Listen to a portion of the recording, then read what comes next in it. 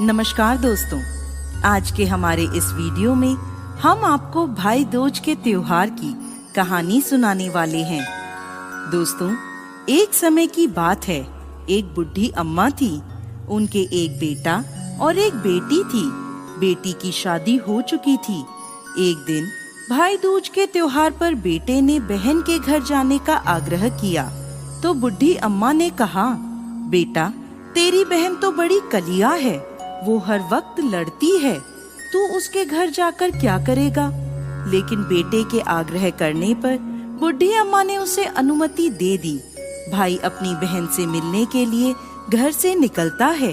रास्ते में उसे नदी मिलती है। नदी कहती है, मैं तेरा काल हूँ, मैं तुझे डुबाऊंगी। तब भाई कहता है, मैं कई साल बाद अपनी बहन से मिलने जा रहा हूँ, उससे मिलके आने दो, फिर वापस आते वक्त तुम मुझे डुबा देना। तो नदी मान जाती है और उसे रास्ता दे देती है। थोड़ा आगे बढ़ता है तो रास्ते में उसे सर्प मिलता है। सर्प कहता है, मैं तुझे डसूंगा। तब भाई कहता है, पहले मुझे अपनी बहन से मिलकर टीका लगवा लेने दो, फिर तुम मुझे डस लेना। सर्प भी उसे रास्ता दे देता है। अब वह आगे बढ़ता है। आगे जंगल में उसे एक शेर मिलता है। शेर कहता है, मैं तुझे खाऊंगा।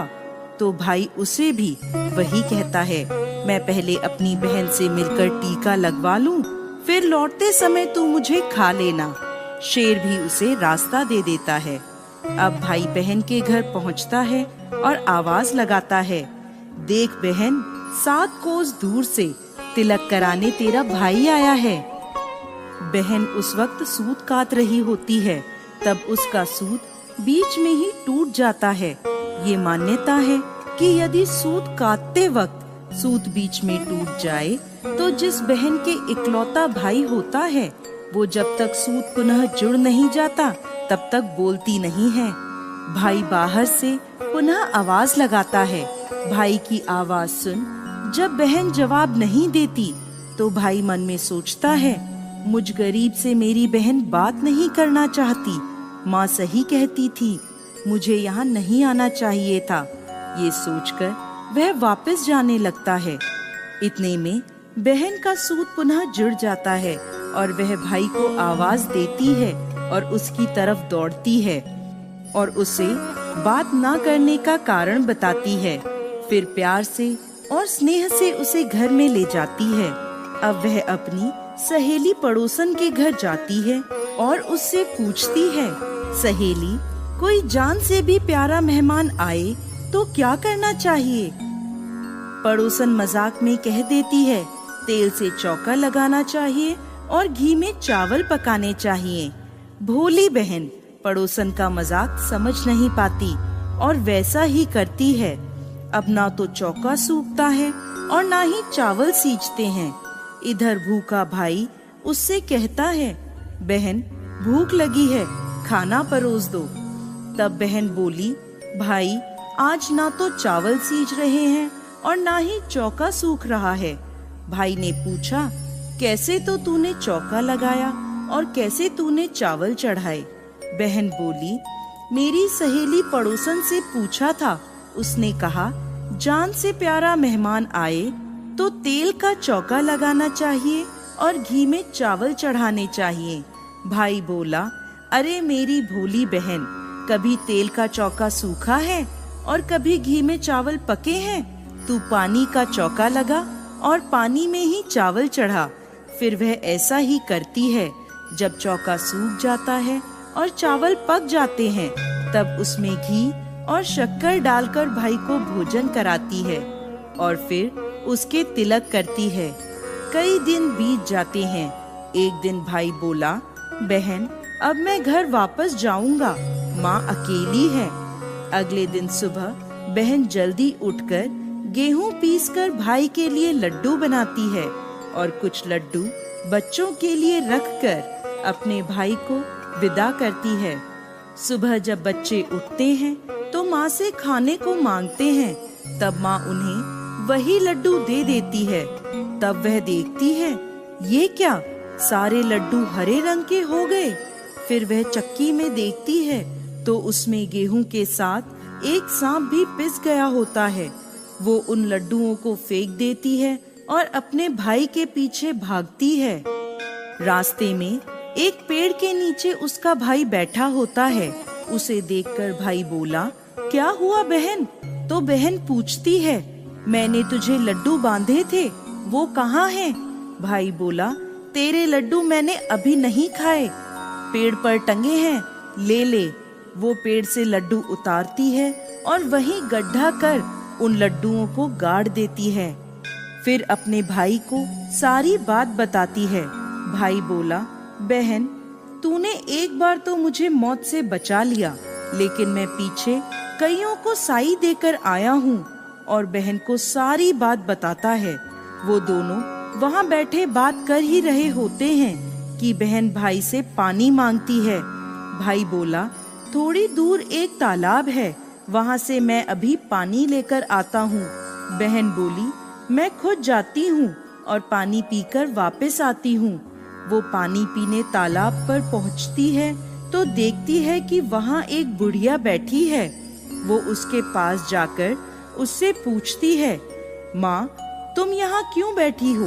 तब वह बुढ़िया कहती है, मैं विधाता हूँ, एक बहन के भाई की तांत गढ़ रही हूँ। तब वह पूछती है, माता वो कौन भाई है? तब विधाता कहती है एक भाई जिसके प्यार में उसकी बहन ने सांप की हत्या कर दी। बहन सोचती है, ये तो मेरा ही भाई है। वह घबरा जाती है और विधाता से पूछती है, माता उस भाई को इस श्राप से बचाने के लिए क्या करना होगा? विधाता उसे बताती है कि उसकी एक बहन है। जब वह उसे गालियां दे और उसकी शादी होने तक यदि वह हर घात को टाल देती है तो उसका भाई बच सकता है। वो तुरंत अपने भाई के पास जाकर उसे कहती है, भाई मैं तुझे माँ के घर तक छोड़ने चलूंगी, लेकिन रुक, मैं अभी आती हूँ। और वो शेर के लिए मांस, सांप के लिए दूध और नदी के लिए ओढ़नी लाती है और दोनों भाई बहन आगे बढ़ते हैं। रास्ते में उन्हें पहले शेर मिलता है। जैसे ही वो भाई को खाने के लिए आगे आता है, बहन उसके आगे मांस का टुकड़ा डाल देती है। शेर मांस के टुकड़े को खाने में लग जाता है और दोनों भाई बहन आगे चलते हैं। आगे उन्हें वो सांप मिलता है। जैसे ही सांप उसे डसने के लिए आगे आता है, बहन सांप के आगे दूध का प्याला रख देती है। सांप दूध पीने लगता है। वह दोनों अब आगे चलते हैं। रास्ते में उन्हें नदी मिलती है जो भाई को डुबाने को तैयार होती है, पर बहन नदी को ओढ़नी उड़ा देती है। खुश होकर नदी रास्ता दे देती है। अब वह दोनों भाई बहन आगे बढ़ते हैं और अपने घर पहुंच जाते हैं। बेटी को देखकर माँ खुश हो जाती है, पर बहन उसी समय भाई को गाली देने लगती है। तब माँ बेटे से कहती है, इस कलिया बहन को क्यों ले आया? तब भाई बोलता है, माँ बहन तो बहुत अच्छी थी, पता नहीं घर आते ही इसे क्या हो गया। थोड़े दिनों में भाई का रिश्ता आता है। तब सब कहते हैं, बहन पागल तो है पर भाग्यवान है। पर जब ससुराल वाले सगाई की मिठाई लाते हैं तो बहन कहती है, इसकी मिठाई क्यों बांटते हो, पहले मेरी बांटो। कई बड़े बुजुर्ग बोले, इसे भी भाई के साथ बिठा दो। सगाई शुरू होती है, वहाँ आग लग जाती है। बहन को तो पता ही था कि उसके भाई की घात है। उसने तुरंत ही वह आग बुझा दी। अब कुछ दिन बाद शादी के कार्यक्रम शुरू होते हैं, परंतु बहन हर समय भाई के साथ रहती थी। जब भाई की निकासी होने लगी तब बहन बोली, अरे इसकी निकासी क्या करते हो, पहले मेरी निकासी करो और इसे पीछे के दरवाजे से लेकर जाओ। बहन के इतना कहते ही आगे का दरवाजा टूटकर गिर जाता है। सब कहते हैं, भले ही बहन कलिया है पर बराबर भाई की जान बचा रही है। जब भाई फेरों में बैठता है तो फिर बहन कहती है, इसकी जगह मैं फेरों में बैठूंगी। शादी के बाद जब दूल्हा दुल्हन की रात जागती है तो बहन कहती है, इसकी नहीं, पहले मेरी रात जगाओ। कई लोग बोले, बीच में पर्दा लगाकर इसे भी साथ में सुला दो। रात में जब भाई भाभी सो जाते हैं तब वहाँ एक सांप आता है। बहन तो तैयारी में ही बैठी थी, वह उसे पकड़कर टोकरे में रखकर सो जाती है। आज वह कई दिनों में निश्चिंत होकर सोती है। इधर उसकी माँ सोचती है, बेटी के उठने से पहले ही मेहमानों को विदा कर देती हूँ, वरना फिर शोर मचाएगी।